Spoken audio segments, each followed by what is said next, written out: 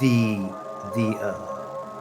there was more uh, carbon emissions Mm-hmm. than the entire commercial flight industry for the same year. Crazy.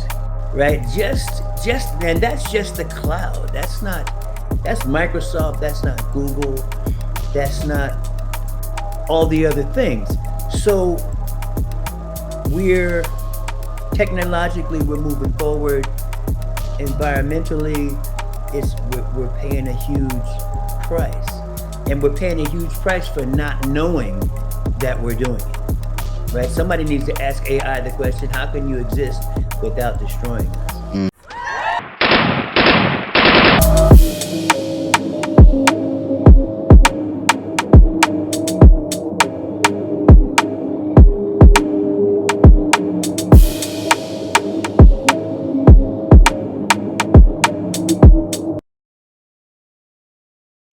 Prove to me that you are alive. Prove to me that you're alive, the most shadow banned channel in the world. If you wonder what a shadow ban is, I dare you to go to check out our channel.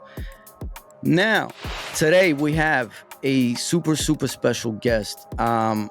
We did host him on the other podcast, on the SouLivate podcast, and we got the full life story from this wonderful human being.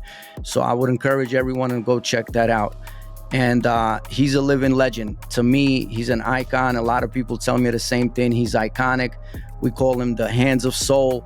We call him, the wonder of the keyboard. And he's last time when we were going through his life, I realized that he's dropping so many gems. So I'm like, man, I gotta have him back on Prove to Me that You're Alive, because that's where we get into all the deep stuff. And right before we started rolling, Mr. Wooten is already telling me some deep stuff. So without further ado, the one, the only, the always handsome Joseph Wooten. I'm gonna give him a round of applause, man. How are you, brother? Man, I've been good. I've been good. I've been busy. I'm healthy. So all the my family's good. So all the big check marks are in place. So I have very few complaints. Nobody bats 1,000, but I got very few complaints. That's amazing. Listen, thank you so much for doing this, because we've been trying to do this for a long time, Yeah. going back and forth. I know how busy you are. So even if you give us 5-10 minutes, I'm already appreciative, because I know that you're out there, you got boots on the ground, you're doing your thing. By the way, I forgot to mention, please go check out the series I Matter, You Matter, with Joseph Wooten. It's very enlightening. It's a lot of food for thought. So I would encourage everyone to go. All the links will be in the description. Please go check that out. Um, I don't know why. Like, I'm getting my my voices. This is my second podcast of the day. Okay.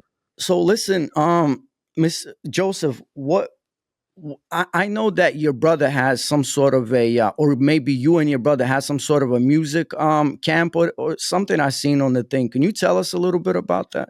Yes, my brother Victor. Victor's the youngest of the Wooten brothers, and he has a music camp that he does.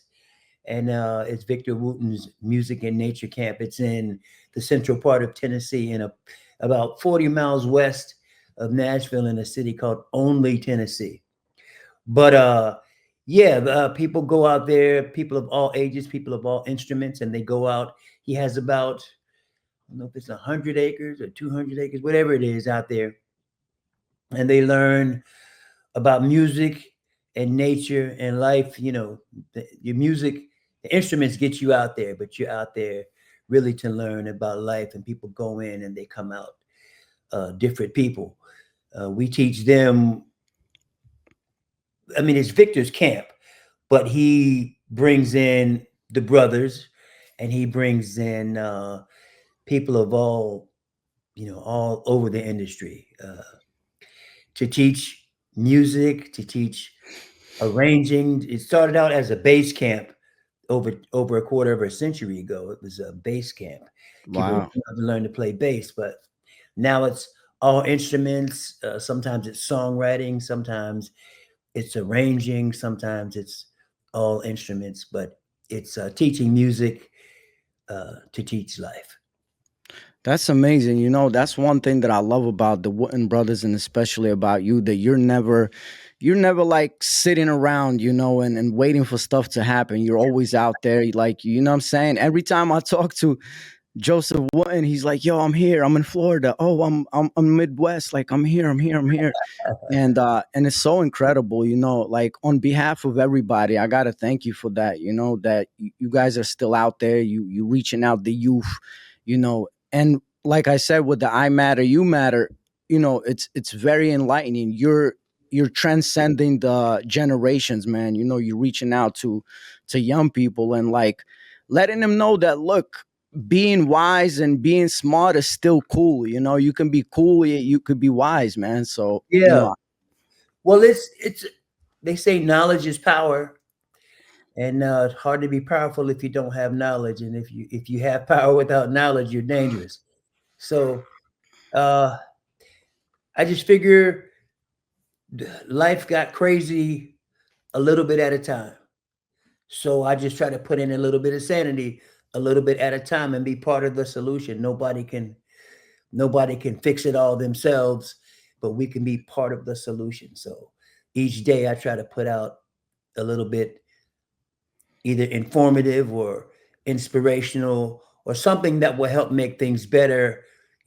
My plan is whoever listens to it will come out a little bit better than before they listen to it. So I do one daily. I do it on TikTok, copy it to Instagram, and that copies to my Facebook uh, fan page. But there's always something to put out there. I think the last two that I did were on the environmental footprint of the supercomputers, because we don't really think about it. Like Right. Chat GPT or Elon Musk, he's coming out with a platform called Grok Hmm. that to rival Chat GPT.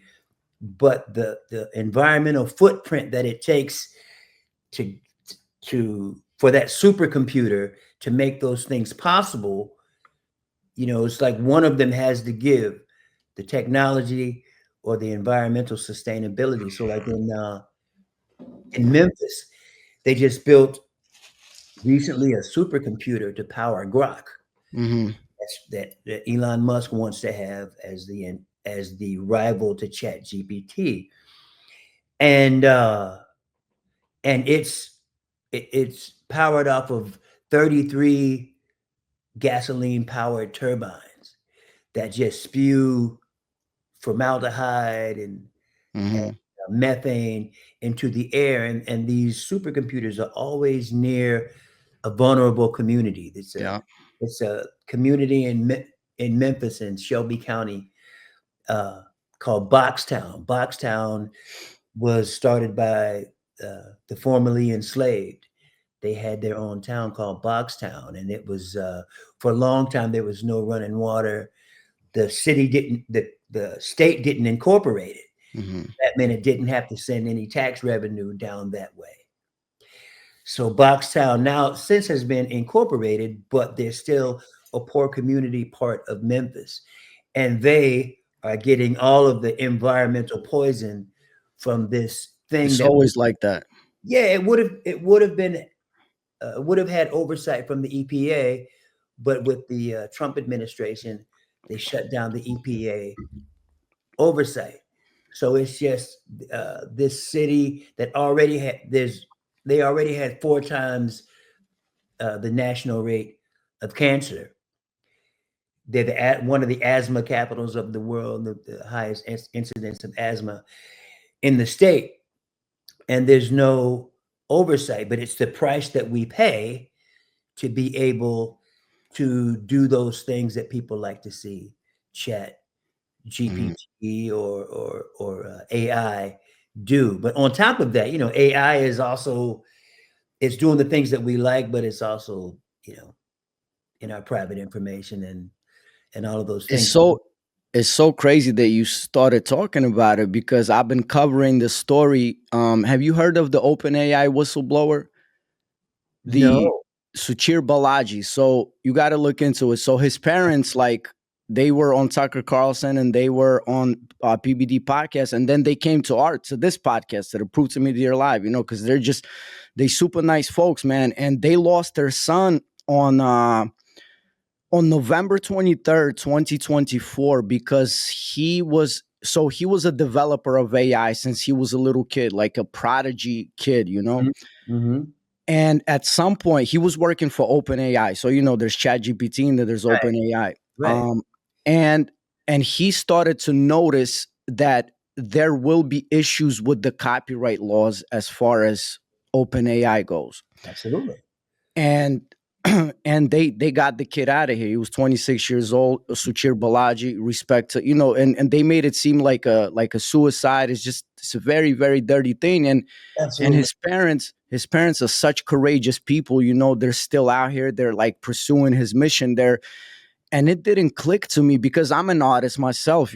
So it didn't click to me of imagine now, because through Google we used to be copyright will be protected.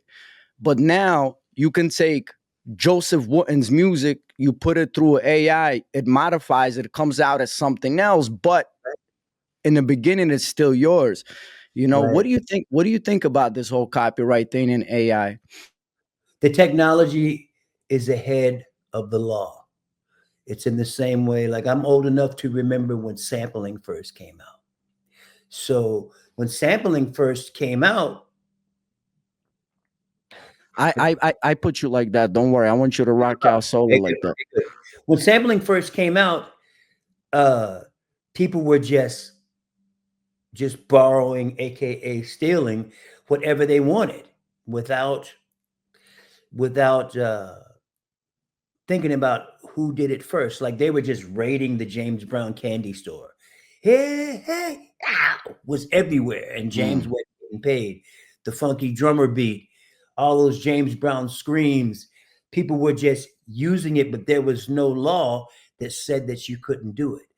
So the technology was ahead of the law, and that's where we are now with AI, is that they can go and copy your style, they can mimic your voice, and the law hasn't caught up with that yet. Hasn't caught up with that yet to make it illegal or to make it have to pay.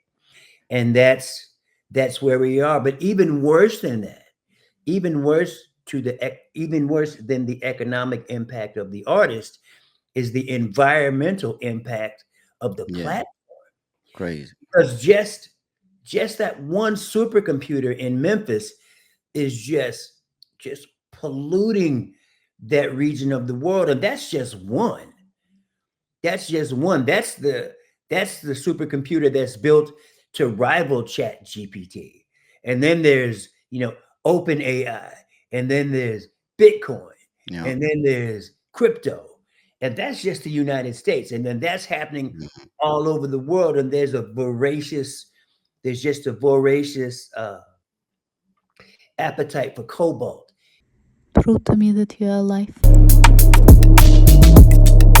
And lithium, and which are in almost always in these underprivileged regions of the world, Chile and the Congo. Yeah. And there's human rights violations left and right. Plus, when you strip mine for cobalt and lithium, there's an environmental impact that always impacts the most vulnerable people. So AI is fun. You know what I mean? It's fun to, to say, well, I wonder what would happen if I had to have alligator and I have elephant or something. And AI will let you see it. But it comes with impact. Like some of the stats that stick to my mind, they said in 2018, the song Despacito right, had about 5 billion streams on YouTube. They said the energy that it took to stream those 5 billion streams, the same amount of energy could have heated 40,000 American homes. Just that one stream. Yeah.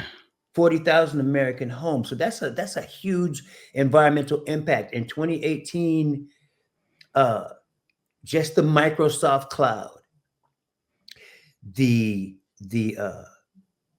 was more carbon emissions than the entire commercial flight industry for the same year. Crazy.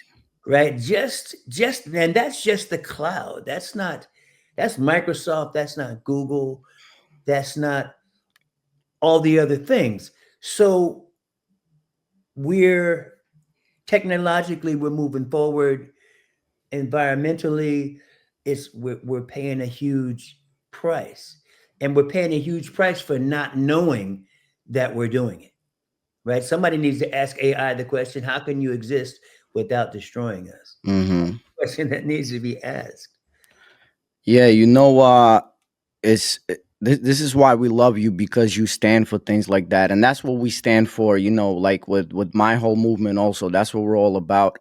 And it's so crazy that you bring up the environmental aspect of it. I made a separate video talking about how AI is the last frontier for the human soul, because if you think about it, us creatives, like Mhm. the creative spark is like this divine intervention, right? Is you're tapping into the source, and you're receiving that information. Sometimes we get writer's block, and it's okay. We love the process.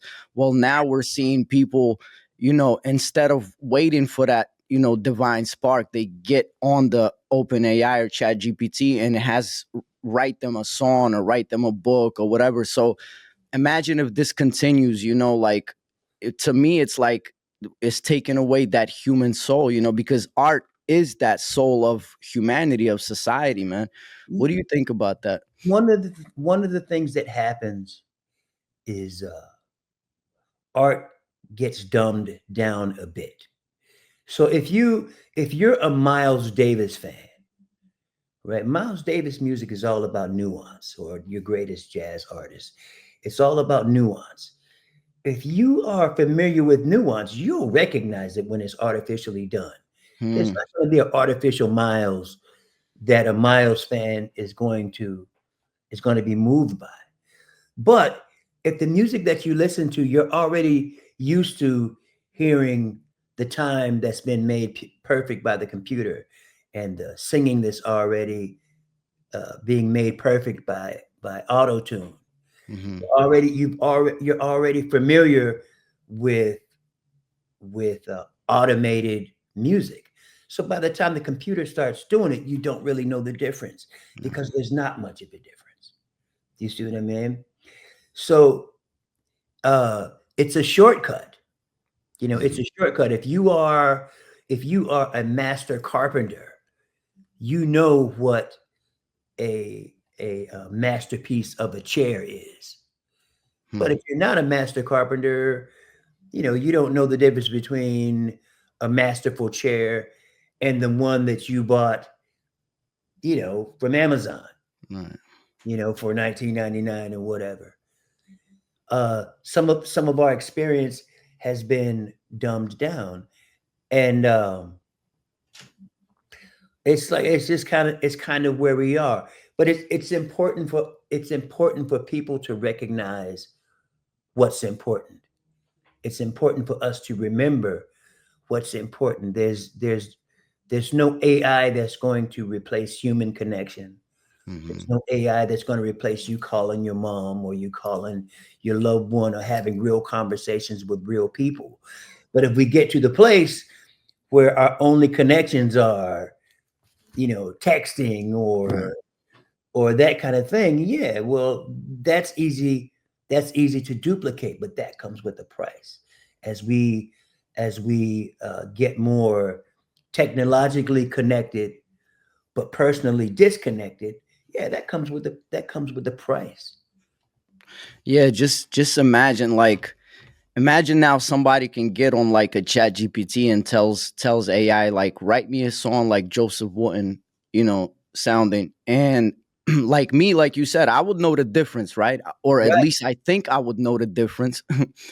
But Well, here's a good. I'm yeah. sorry to cut you off. Here's a good example. Like, I remember when ChatGPT first, made its entrance, and I know one of the people that they first had testing it. So uh, I knew somebody that input some information and said, write a short story about. and Chat GPT, you know, in just a few minutes or a few seconds, whatever it was, Spits it out, right? spits it out. But I like reading. Mm. And some, you know, the person that got it was amazed. And I'm like, this is the worst paragraph ever written. Right. I mean, I know the difference Right. because I like reading. Like Mm. I know what a well-crafted paragraph is. And it had all the ingredients that the person put in. It just it It was wasn't flat. that good. But for somebody else that doesn't know, Right. you go, "Oh man, that's amazing." And you see it all the time. I mean, all the way from just a personal situation where somebody uses artificial intelligence, all the way up to where you know, Robert F. Kennedy, the Health and Human Services report comes out and is written by AI. You find out is, you know, it comes up short. Mm. It's an imitation of humans that works out well sometimes, but if you know what the real thing is, you recognize it when you don't have it. The Right. problem is a lot of people don't know what the real thing is, and there are a lot of people that will grow up on not the real thing, where it's not going to be a problem. And it's important for the real people to do the real stuff in a way where it can't be duplicated. And what I Hmm. mean is, like, what I mean, take a Taylor Swift. Like, I don't know one whole Taylor Swift song. Shake It Off, and that's about all that I know about her. But I do know that she's a multi millionaire, if not a billionaire, Mm. that uses her wealth in a way that can't be duplicated, that Mm. makes the planet better. Like, she went into a school district. The school district was having problems with kids paying for lunch for the school program. So she went in and paid a few million to pay off all of that food insecurity debt for that school. Do you see what I mean? That's not an AI thing. And young people who aspire to be like our uh, our leading artists, that's good, right? That's a great example of how to be rich, to make to make things better. And that's the thing that can't be duplicated, and that's the thing that's the responsibility of humans, is to be human in a way that's not just generic. Mm. Because every one of us are this gem that will never happen again Yeah. in human history. It's never happened before, you will never happen again.